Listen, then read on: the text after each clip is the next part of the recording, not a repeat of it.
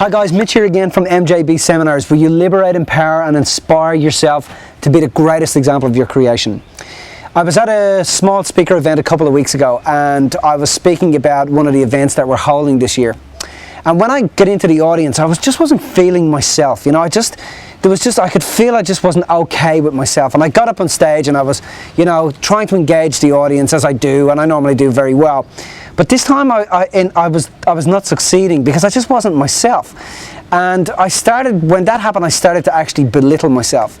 And I started to take the mickey out of myself to see if I could get a little bit of a laugh. And it went down like a soggy sock. Trust me, it didn't work.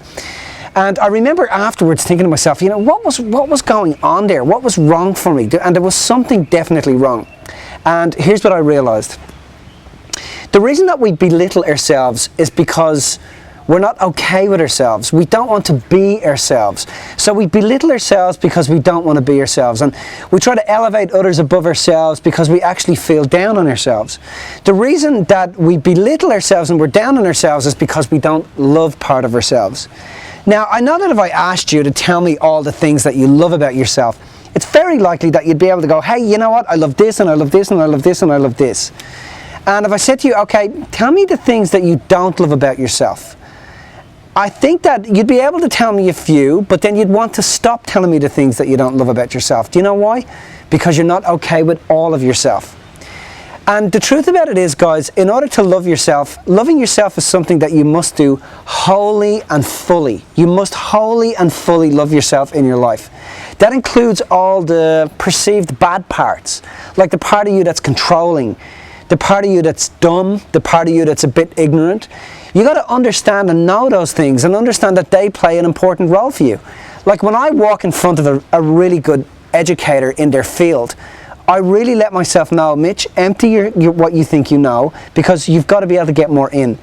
So I like to think of that concept as acknowledging that there's a part of me as dumb as a bag of rocks. Like when it comes to technology, I'm as dumb as a bag of rocks. I'm very, very bad at technology. But that's okay. I'm actually okay with that part of myself. Then I started to think to myself, okay, so which parts of myself am I not okay with? Am I not okay with the part of me that's controlling? And the truth about it is, we're all controlling. And there's times in your life when you're going to need to be controlling. Are you not okay with the part of yourself, Mitch, that gets angry? You know, there's going to be times in my life where I'm going to have to stand up and I'm going to have to get angry. And that's a part of myself, and it's an important part of myself. And as I sat down afterwards, I decided, you know, I'm going to write down all the things I'm not okay with about myself. And I'm going to equilibrate them. I'm going to make sure that I love every single part of myself. I'm going to make sure that I spend the time loving those parts of myself that I perceive I hide from people, like maybe the coward or the robber or the killer. Because the truth about it is, we all have a killer in us, we all have a coward in us, we all have a robber in us. We rob people of their time all of the time. You see, when you love these parts of yourself that you weren't okay with, what happens is you can talk about those parts of yourself without belittling yourself or taking the mickey out of yourself, or without hurting yourself or putting yourself down. And when you own those parts of yourself, you really don't care what anybody else thinks.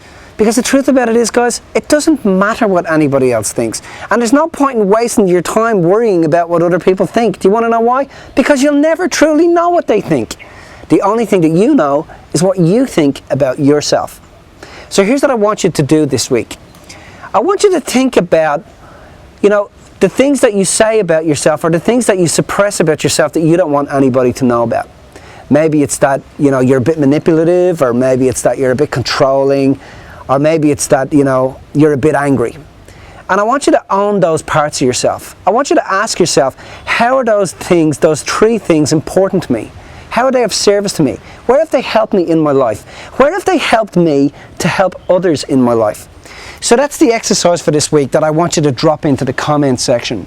In the comment section this week, I want you to tell me 3 things that you hide from other people about yourself. And I want you to tell me how they're of service to you and how they've helped you in your life, and places that you've had to summon them in order to be able to get ahead.